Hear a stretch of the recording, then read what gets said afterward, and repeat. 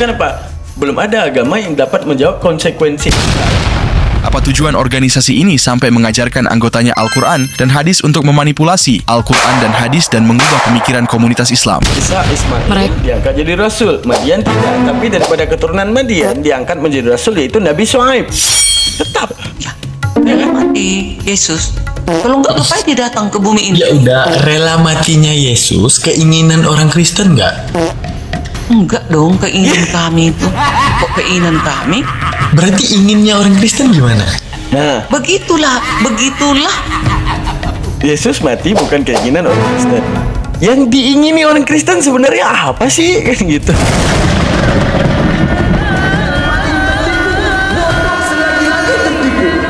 Kalian menyangka akan adanya masa depan.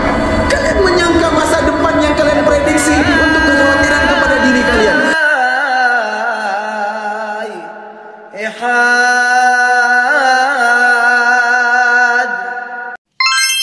Oke, assalamualaikum warahmatullahi wabarakatuh. Kita kedatangan satu video ya dari kesaksian seorang mualaf. Nah, ini luar negeri nih. Gimana kan gempar-gempornya Kristen itu ajaran kasih, kosah kasih. Seakan-akan di luar Kristen itu tidak ada yang namanya kasih ya.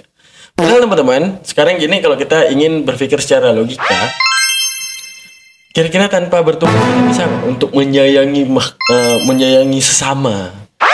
Contoh, kita nggak usah bertuhan, sayang terhadap kucing bisa, pasti bisa. Kita nggak usah bertuhan, kita menyayangi anjing bisa nggak? Bisa. Untuk menunjukkan apa? Template ajaran kasih itu tidak menjadi landasan kebenaran daripada suatu agama, karena kasih sayang itu murni miliknya manusia tanpa harus bertuhan. Akan tapi harus kita tahu, setiap agama mengekang dan mengafirmasi setiap penganutnya untuk jadi lebih baik. Jadi ibaratnya gini, baik itu punya kita, dengan kita beragama, dengan hukum yang dikekang oleh agama, untuk membuat kita itu selalu dimanajering oleh agama tersebut untuk selalu jadi baik. Jadi template ajaran kasih itu punya semua agama dan punya semua manusia. Jadi bukan berlandaskan kebenaran gitu.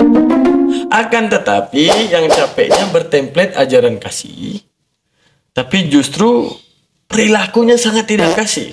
Bahkan dari awal penyebarannya ya kalau kalian meneliti lah tentang bagaimana sejarah awal berdirinya Katolik ya, dengan Kekaisaran Romawi, setelah kemudian difasilitasi, setelah itu dibebaskan beragamanya oleh Kaisar Romawi, lah kaisarnya digugat. Terus setelah didamaikan di antara kekaisaran dan gereja, ujung-ujungnya apa yang terjadi? Bukan lagi kaisar yang digugat, antara kepausan berantem, memfatwakan di luar Katolik. Oleh Ciprianus apa dikatakan tidak ada keselamatan di luar Katolik. Ujung-ujungnya paus-paus yang lain tidak setuju, menggugat. Setelah menggugat terjadi cekcokan, apanya yang kasih kita. Sekarang gini, kita akan melihat kesaksian daripada kakak yang ada di sebelah, di mana di dalam video tersebut kita akan melihat bagaimana kakak tersebut akan membicarakan kepada kita bagaimana dia dulu di dalam kampusnya ada satu organisasi yang di dalam organisasi tersebut membicarakan bagaimana cara memusuhi Islam. Itu ajaran kasih itu ya. Artinya akan diisikan Islamfobia. Artinya apa? Dalil-dalil Islamfobia, bagaimana cara memusuhi Islam, ataupun doktrin-doktrin, ataupun bagaimana menstigma akal manusia agar membenci Islam, dan menunjukkan bagaimana frame Islam itu sudah buruk di mata dunia, agar kemudian yang berada di dalam grup itu bisa menyebarkan ajaran untuk mengajak orang membenci Islam. Tuh, sangat sadis bukan?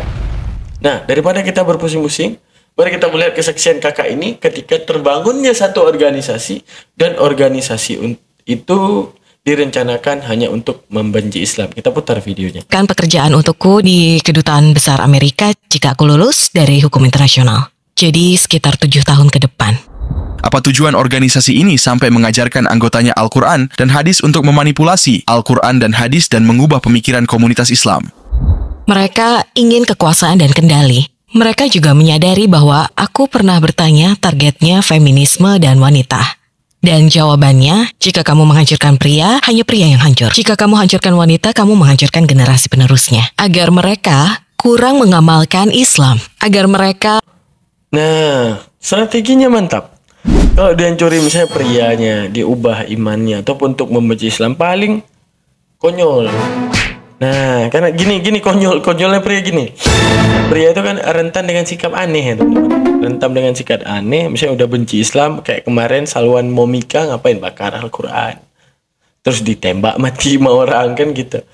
Cowok ini rentan mengambil sikap ketika udah benci, sikapnya itu aneh dan separatis, aneh lah pokoknya. Tapi mereka sistem menghancurkannya itu pintar, yaitu dengan menghancurkan feminisme, yaitu perempuan. Karena mereka tahu produk itu akan lahir daripada perempuan, ataupun anak itu, keturunan itu, pemahaman itu akan lahir daripada perempuan. Sekarang bayangkan, kalau seandainya yang mereka hancurkan adalah produk ataupun pabriknya, maka ingat apa yang produk keluar dari pabrik tersebut, produk akan ikut pabrik. Artinya seorang anak akan selalu mendengarkan ibunya, teman-teman. Nah, karena itu apa? Yang mereka coba hancurkan pertama itu generasi perempuannya, agar nanti kemudian punya didikan terhadap anaknya untuk membenci Islam. Ya kan?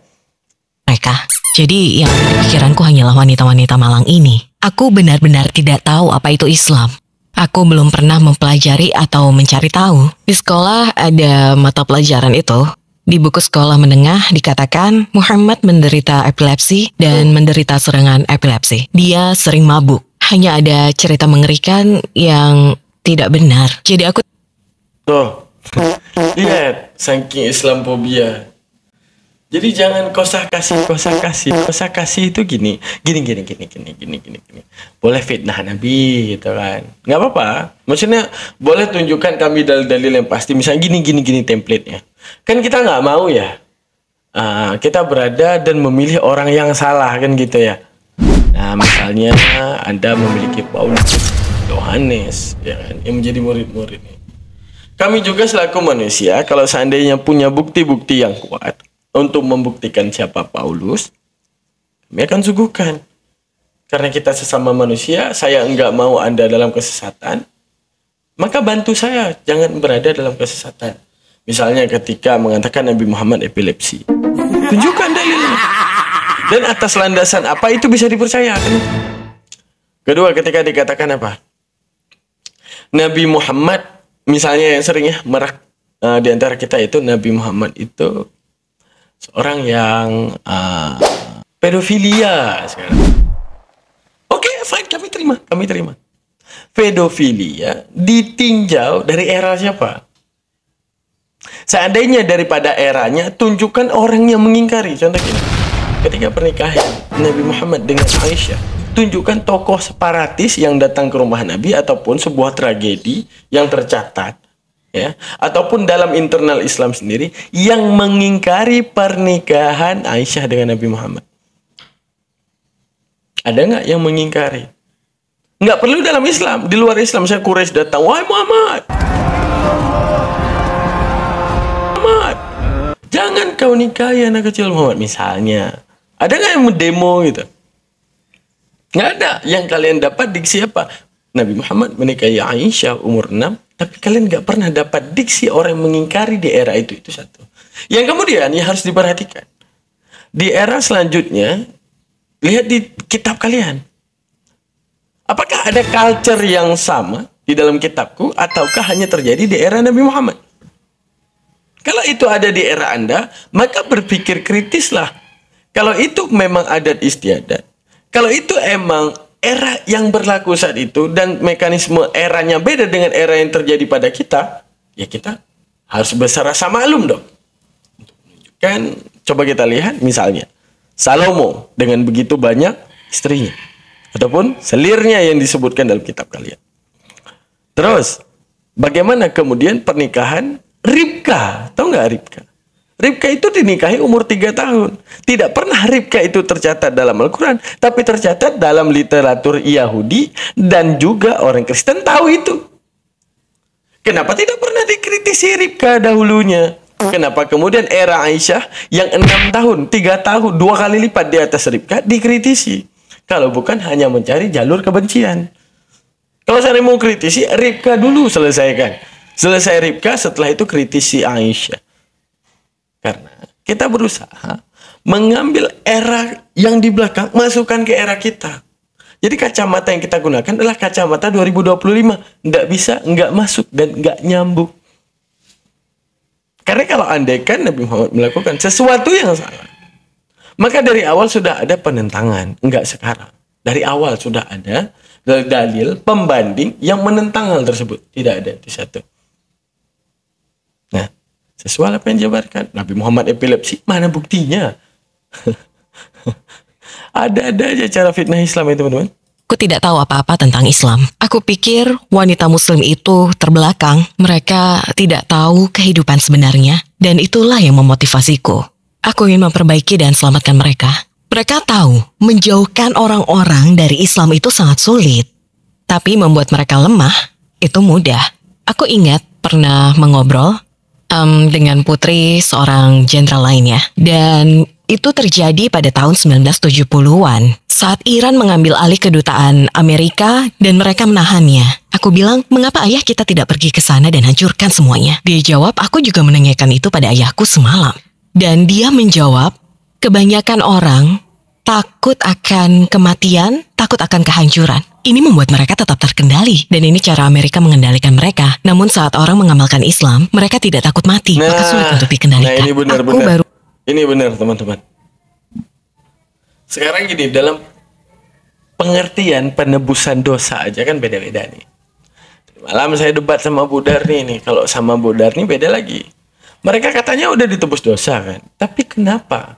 Contoh nih, orang-orang yang berada di Palestina. Kenapa mereka itu nggak ada rasa takut teman-teman? Pernah nggak kalian lihat? Rasulullah sallallahu alaihi wasallam, la tazalu isabatun min ummati yuqatiluna ala abwab Dimashq wa ma hawlaha wa ala abwab Bait al-Maqdis wa ma hawlaha la yadurruhum man khadilahum ظاهرين على الحق إلى أن تقوم الساعة واعلموا أن عدوكم لا يفهم إلا لغة واحدة هي لغة الحراب هي لغة القتال هي لغة الجهاد هي لغة السلاح واعلموا أن ألف قذيفة من كلمة لا تساوي قذيفة واحدة من حديد.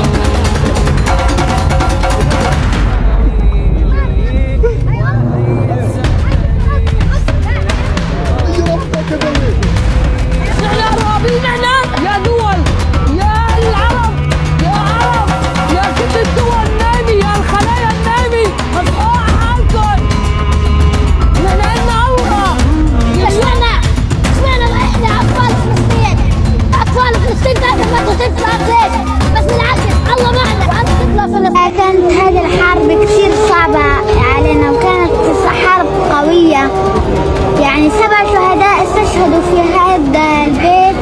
إذ قال ربك للملائكة إني جاعل في الأرض خليفة قالوا أتجعل فيها من يفسد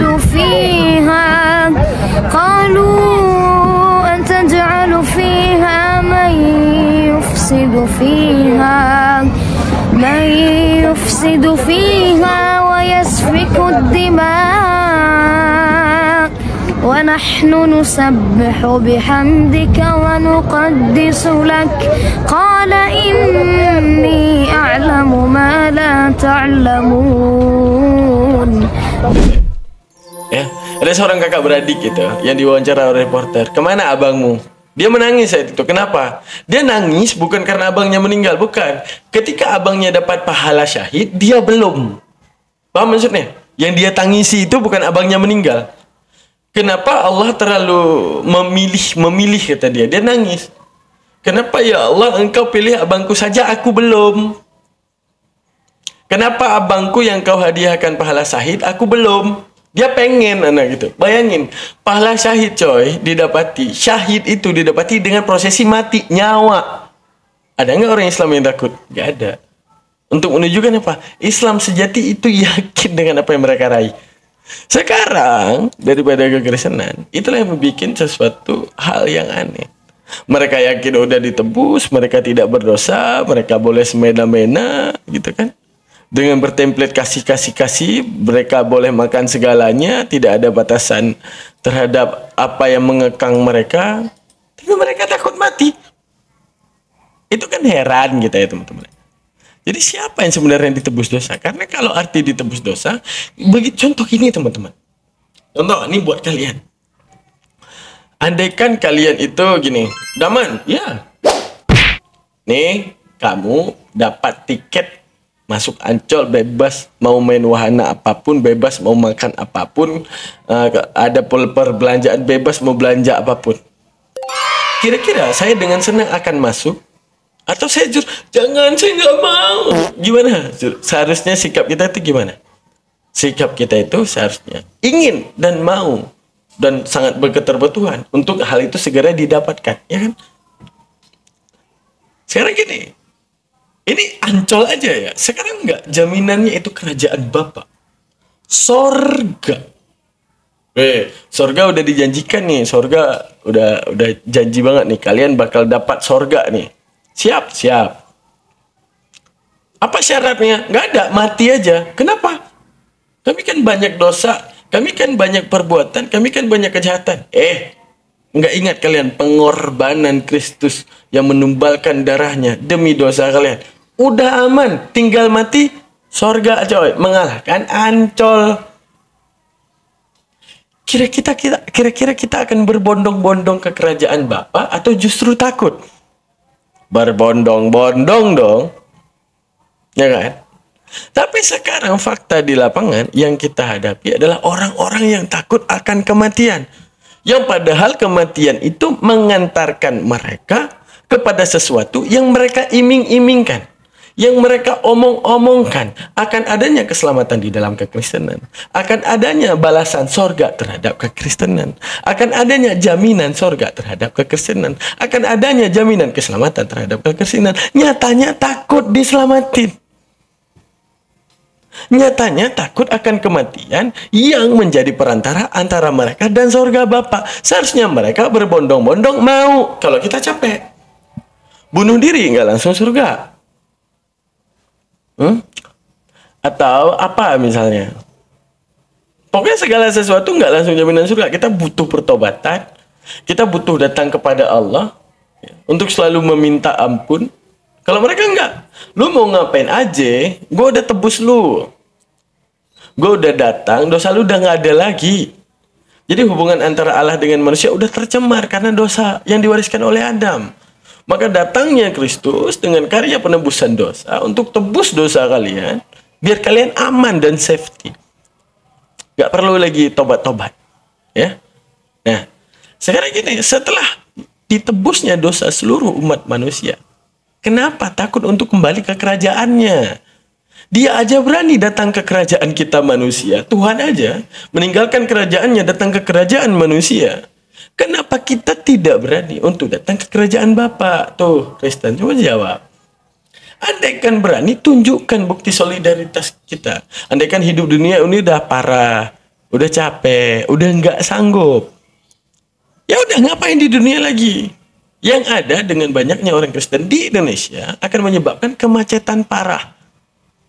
Jadi kalian yang udah ditebus demi kami agar hidupnya lebih lancar, kan ajaran kasih ya. Hidupnya lebih lancar, nggak antri Alfamart, nggak antri Dolmaret. Yang Kristen, balik ke kerajaan Bapa dulu. Balik ke kerajaan Bapa. Ya udah, Indonesia jadi lempang dan aman. Karena kami perlu tobat dulu. Kenapa nggak kalian aja orang Islam? Kami perlu tobat dulu.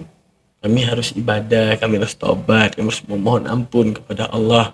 Kami menghargai Sang Yang Maha Kuasa. Ya, kalau kami bersalah, kami tidak bisa menumbalkan orang, mempertanggungjawabkannya sendiri. Kami datang, ya Allah ampuni kami. Kata Allah, oke, ku maafkan. Allah mencintai kami, Allah berikan kami surga. Karena kecintaan Allah terhadap kami dan karena cinta kami terhadap Allah. Semua berbalas adil. Nah, tapi kalau kalian kan tidak enak. Ya. Karena cinta Tuhan terhadap kalian, terus Tuhan bunuh diri demi kalian datang ke bumi. Kalau kalian tanyakan sendiri, apakah aku orang yang mencintai Tuhan ataupun tidak, kan gitu. Nah, sekarang gini, andai kan kita bertanya ya teman-teman ya. Misalnya kita bertanya kepada yang oten-oten. Misalnya kita bertanya, kira-kira yang dinamakan sekarang gini, terbunuhnya Yesus merupakan keinginan orang Kristen bukan?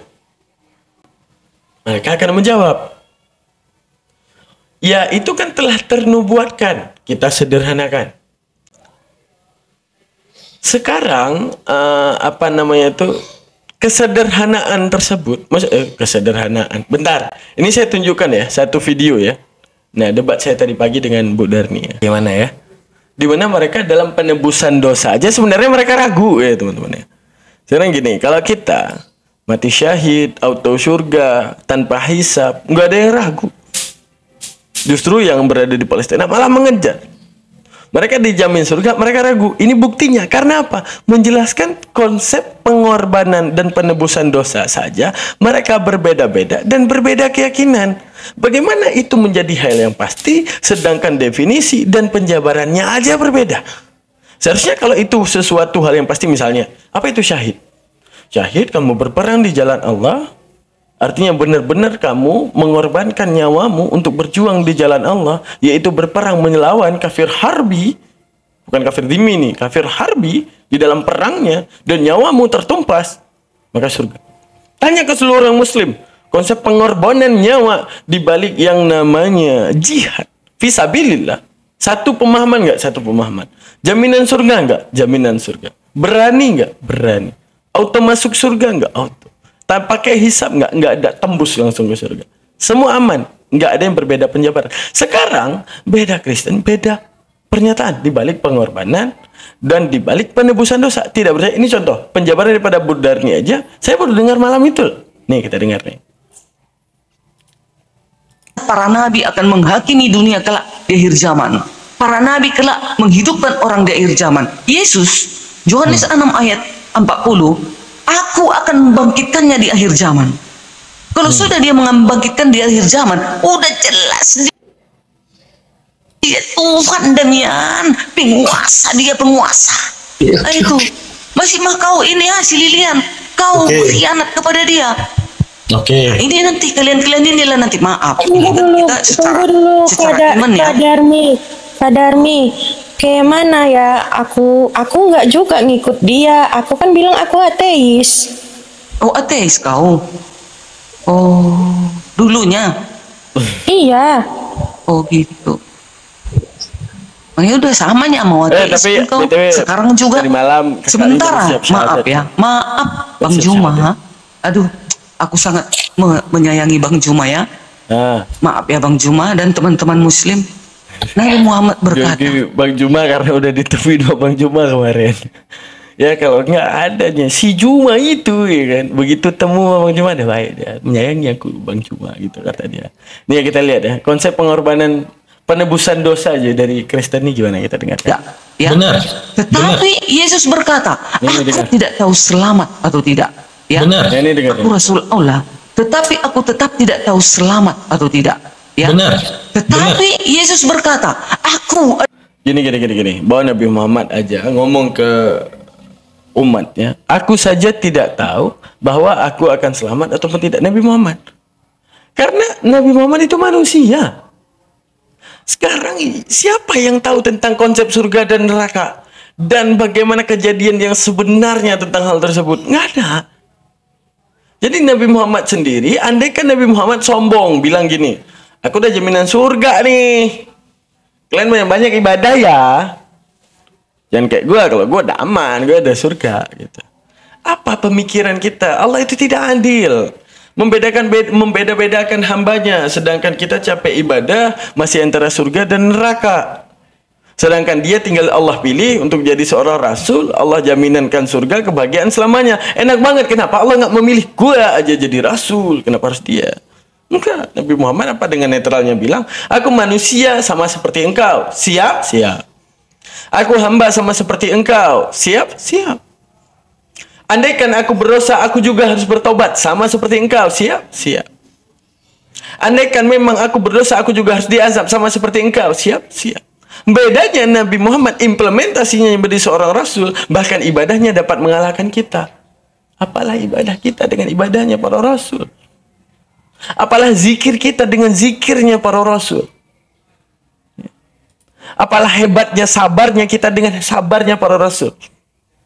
Untuk menunjukkan apa? Ketika Rasulullah mendapati surganya nanti di hari akhirat. Karena kepantasan daripada ibadahnya menjadi seorang hamba. Lalu sekarang kita menanya, kenapa Rasulullah mengatakan hal tersebut? Rasulullah sadar diri sebagai hamba. Surga milik Tuhan gue, neraka milik Tuhan gue. Yang menentukannya dia, bukan gue. Gue aja adalah seorang manusia yang gue tahu gue sayang Tuhan gue.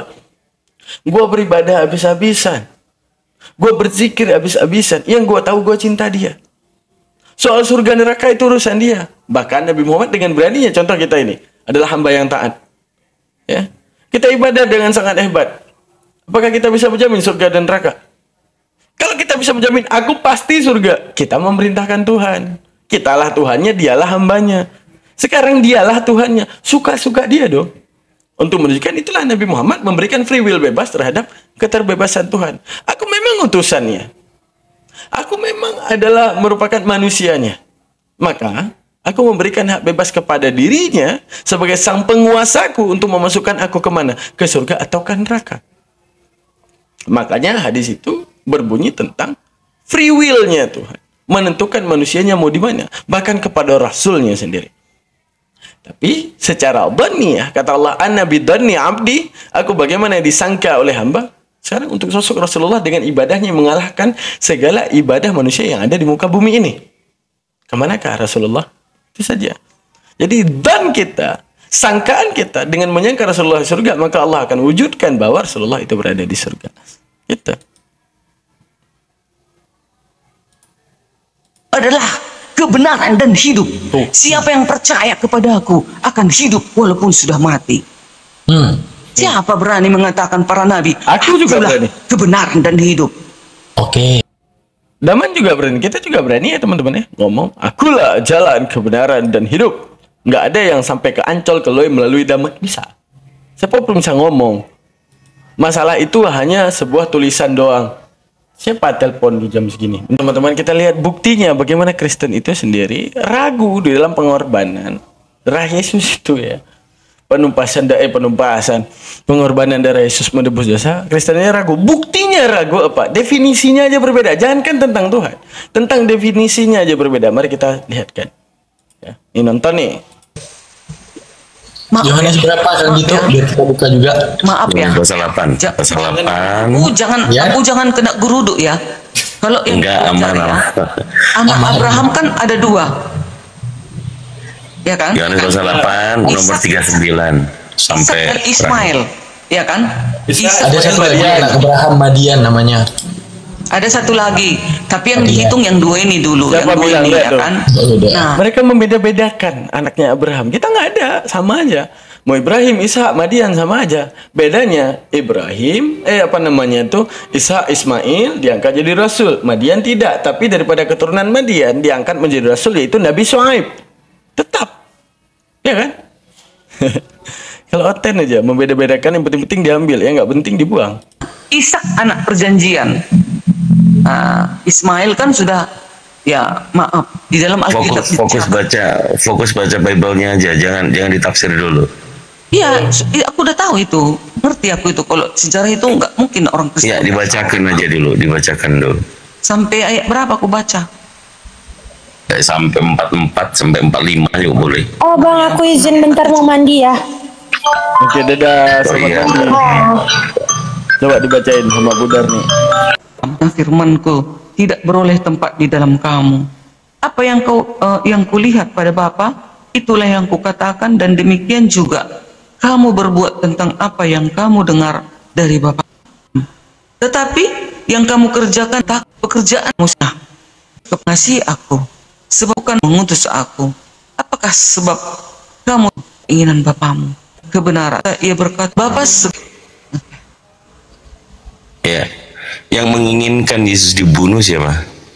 yang menginginkan Yesus Ya. Yang menginginkan Yesus dibunuh siapa? Yang menginginkan Yesus dibunuh adalah tentara Romawi dan Yahudi yang menolak dia sebagai anak Allah. Orang Kristen enggak? Enggak. Orang Kristen kan munafik, teman-teman. Kristen tidak menginginkan Yesus untuk terbunuh. Kira-kira gimana cara berpikir? Enggak terbunuh, enggak tebus dosa mereka. Kira-kira gini. Akan ada nanti Pak Camat yang datang bagikan kita uang.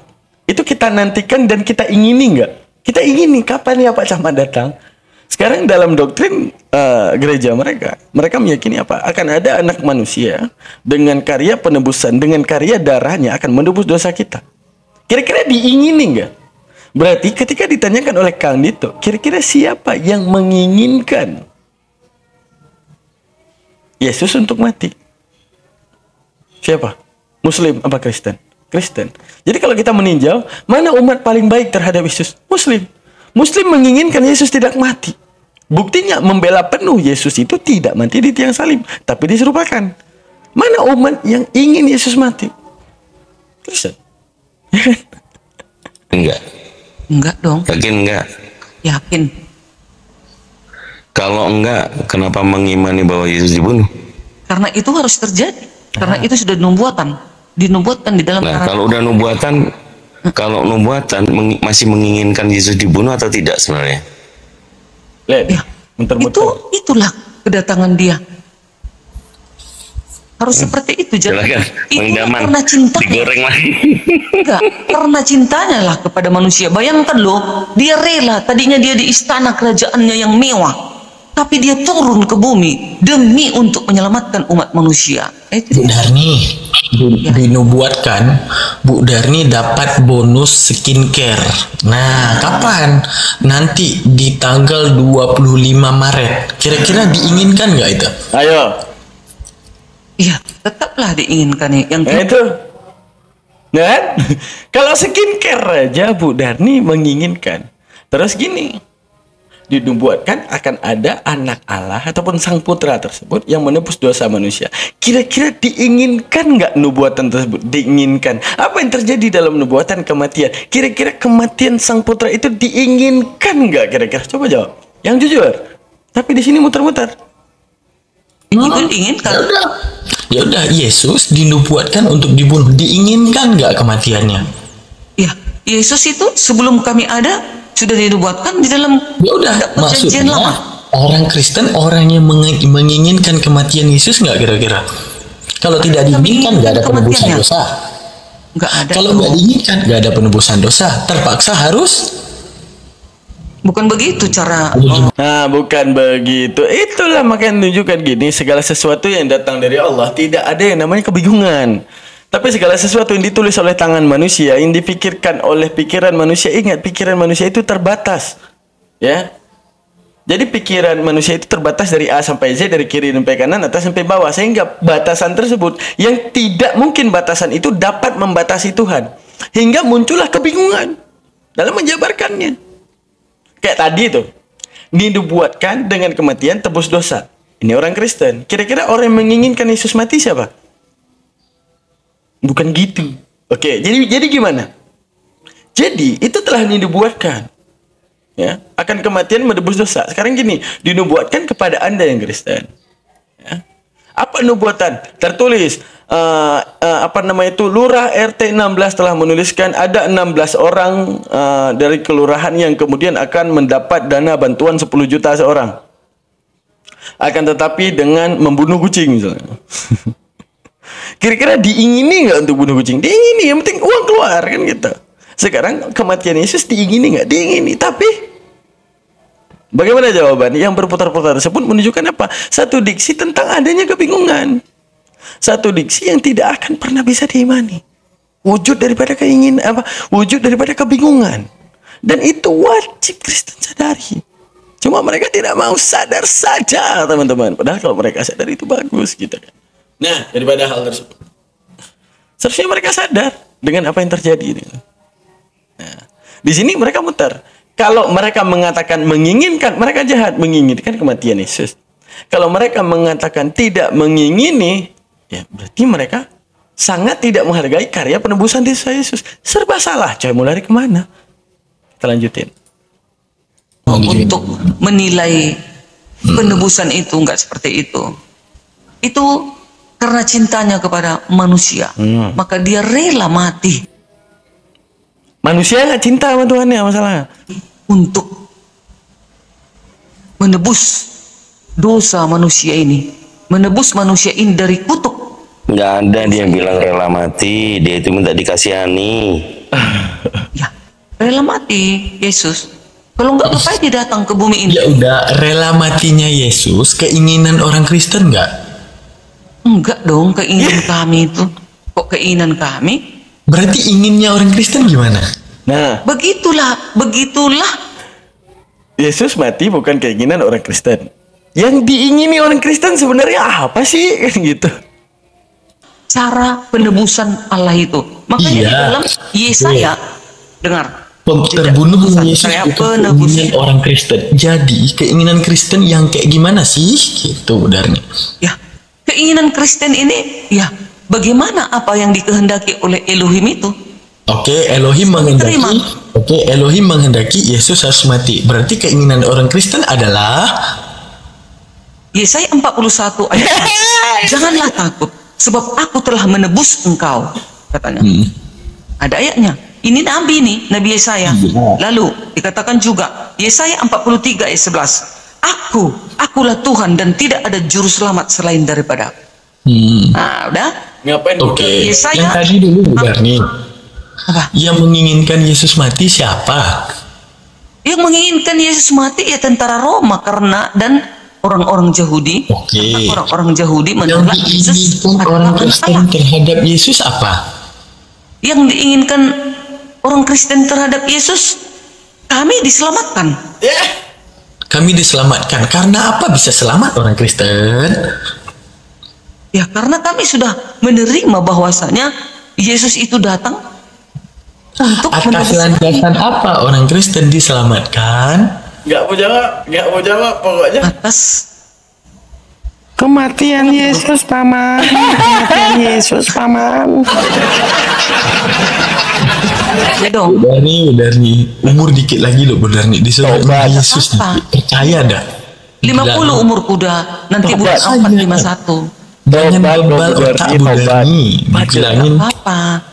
Di Islam juga bisa sayangi Yesus. Budani. Di Islam menyayangi Yesus di atas Kristen menyayangi. Bener, Kristen sebenarnya nggak sayang Yesus. Cuma Islam yang sayang Yesus. Sekarang Islam ya, sampai bela-bela tuh. Ketika mau dibunuh sama Yahudi, Allah bela, wa ma qataluhu. Tidak pernah mereka membunuhnya. Kata Nasrani, udah kami salib, kami tusuk lambungnya. Enggak mau. Wa ma salabuhu, tidak pernah tersalib.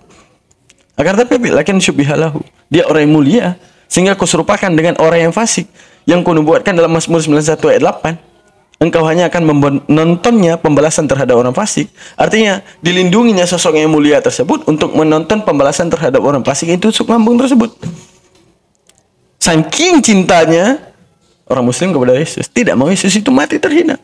Bayangkan. Tapi umat beragama mana yang menginginkan kematian Yesus selain Kristen? Nggak ada, cuma Kristen yang menginginkan dia mati gitu. Yesus buktinya. Umat beragama mana yang tidak mau seseorang yang mulia yang dinubuatkan di Mazmur 91 ayat 8, engkau hanya akan menontonnya pembalasan terhadap orang fasik, yang tidak mau meyakini bahwa Yesus orang fasik. Umat agama mana yang tidak mau seorang yang mulia itu dibunuh? Umat agama mana? Umat agama mana? Gak ada yang mau dibunuh. Paman. Islam. Terus umat agama mana yang ingin Yesus itu dibunuh dan nebus dosa mereka? Umat agama mana? Oten, Paman. Nah, kira-kira umat agama mana yang paling menyayangi Yesus? Islam, Paman. Islam paling sayang. Makanya disuruhnya, Bu Darni. Salah, bukan gitu. Itu kan persikalian. Itu persikalian. Jelas Yesus sudah berkata. Yesus sudah berkata. Ya, aku adalah kebenaran dan hidup. Itu perkataan Tuhan itu. Oke, saya percaya. Perkataan Nabi itu.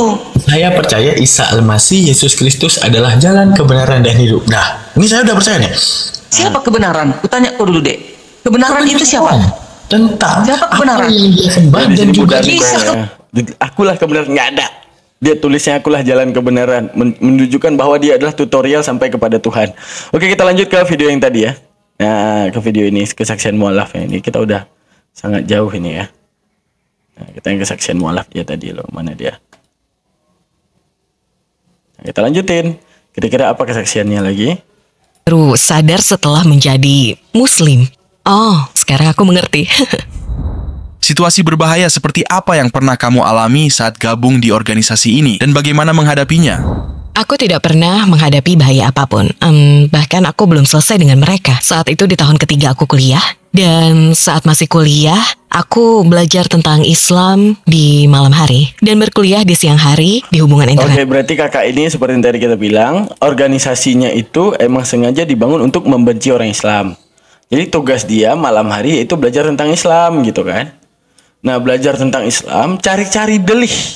Cari-cari kesalahan dalam Islam. Lah, Allah berkata lain. Allah justru menunjukkan kakak ini satu bentuk kebenaran. Kita lihat apa yang membuat dia menjadi Islam ya teman-teman ya. Berhubung ini mau buka puasa nih.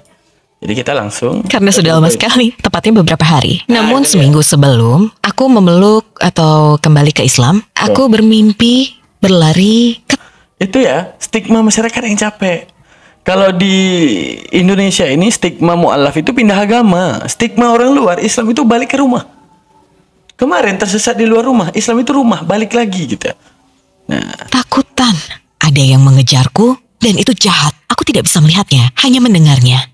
Dan aku tahu dia mengejarku dan dia jahat dan ingin menghancurkanku. Aku bangun ketakutan. Saat itu aku memohon. Aku berkata, ya Tuhan, Yesus, Muhammad, Buddha, siapapun engkau, aku ingin tahu yang sebenarnya. Aku perlu tahu siapa engkau. Sebelumnya... Wah, nggak adil kakak ini, nggak adil teman-teman. Dia pakai kunci Inggris nih. Semua bisa.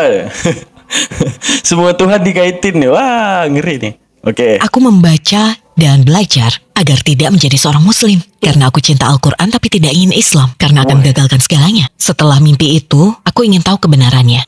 Jadi niatku berubah total.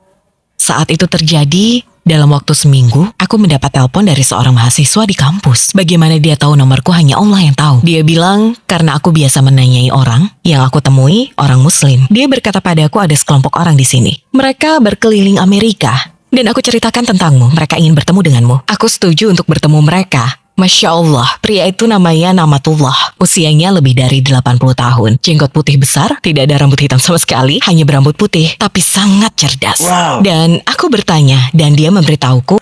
Nggak, orang Muslim rata-rata yang memahami konsep ketuhanan dalam Muslim udah cerdas. Ya, nggak mesti bapak itu. Siapapun Muslim, yang dia tahu ilmu tauhid dalam Muslim, itu konsekuensi ilmu tercerdas di dunia loh. Karyanya siapa? Nabi Muhammad sendiri. Karyanya siapa? Allah Ta'ala sendiri yang memberitahukan tentang dirinya. Saking Tuhan itu maha hebat. Ini kehebatanku loh Muhammad, kasih tahu ke mereka. Siap ya Allah, aku utusanmu, aku kasih tahu ke mereka. Sehingga sistem pikir kami adalah apa yang Allah mau. Tidak, dalam Alkitab mereka mengubah ini. Tidak, ini sebenarnya ditambahkan dan sebagainya. Seperti yang dikatakan oleh dosenku. Setelah tuh dia sendiri yang bilang tuh, dia adalah penganut Alkitab, pembenci Islam. Dia tahu kitab ditambah kayak gini, dikurang kayak gini, tujuannya apa? Hawa nafsu, agar tercapai hawa nafsu mereka untuk membangun satu agama adanya ya sistem membesarkan yang namanya paus ini dan semuanya kan. Nah, kalau kita mau bahas itu sebenarnya project daripada politik juga panjang teman-teman. Kalau saya mau bahas bagaimana sih, kenapa sih Kristen ini Allah Ta'ala sendiri mengatakan dalam Al-Quran, mereka itu sebenarnya tahu apa yang mereka perbuat, tapi mereka tetap nyaman dengan apa yang mereka perbuat. Ini terlalu panjang untuk saya sampaikan versi tafsir Al-Quran. Next time akan saya tampilkan bahwa sebenarnya mereka adalah orang yang tahu tentang kemunafikan apa yang mereka buat. Setelah itu, aku mengerti. Kebenaran ini tak bisa kusangkal, terus menyangkalnya. Dan sekarang masuk akal dan logis. Dan itulah yang meyakinkanku saat itu. Aku putuskan, jika aku Yahudi, ketika Isa alaihissalam datang, aku pasti akan menerima Isa alaihissalam. Jadi mengapa aku menyangkal Muhammad, meski harus menyerahkan hidupku Memang tidak mudah dan sejujurnya aku yakin Allah memberiku. Sejak kapan Yahudi menerima Isa? Sejak kapan kakak? Ini kakak salah lagi nih. Kakak buka Talmud, kakak buka Midras. Ya. Di dalam Talmud dan Midras Yahudi, siapa yang menerima? Ya, Isa anak haram, nggak mungkin mereka menanti anak haram. Ya, ibunya Maria seorang penjina, nggak mungkin mereka menanti seorang anak daripada seorang ibu penjina. Itu dalam fatwa Yahudi, ibu. Nah, ibu kurang tahu Yahudi nih. Nah, mereka punya Mesias lain selain Yesus Kristus itu. Entah siapa ya, nggak tahu.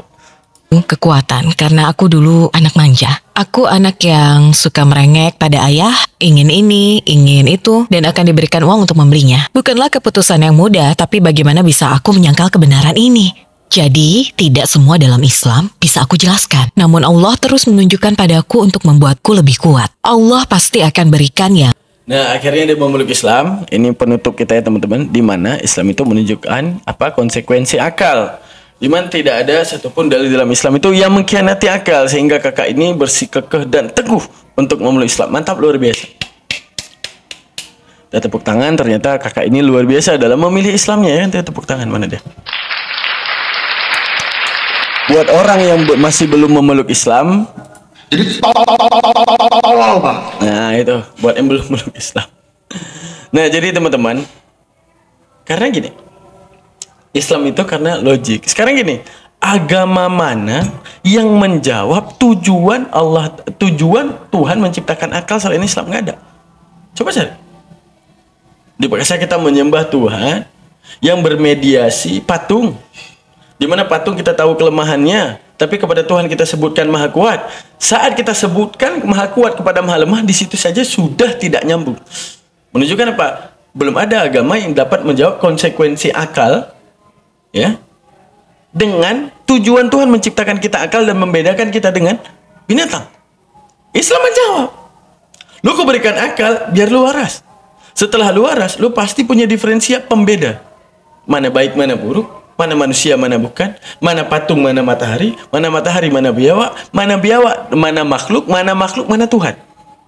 Hingga setelah kamu berhasil membedakan antara semua makhluk, maka kamu juga berhasil membedakan mana makhluk, mana Tuhan. Bukan justru menyamakan antara makhluk dengan Tuhan. Disitulah agama Islam adalah agama yang menjawab tujuan Allah Ta'ala menciptakan akal. Selain Islam, semua menjawab bagaimana ketika akal itu tidak bisa difungsikan. Akan jadi seperti itu. Akan tetapi bukan lagi akal yang bermain, tapi iman. Iman itu apa? Segala sesuatu yang dapat diyakini meski tidak menggunakan akal. Itu iman. Contoh, andai kan dulu manusia menyembah mesin sisir, maka secara iman saya akan menyembah. Tapi secara akal, saya akan bertanya kenapa harus menyembah. Itulah akal. Jadi konsekuensi akal tertinggi itu ada di Islam dan menjawab tentang segala keterbutuhan di dalam akal. Sekian dari saya, Muhammad Nuhuri. Saya tutup ya teman-teman. Semoga menjadi keilmuan. Jadi itu buat Aten ya. Kita tutup. Assalamualaikum warahmatullahi taala wabarakatuh. Orang yang tertinggi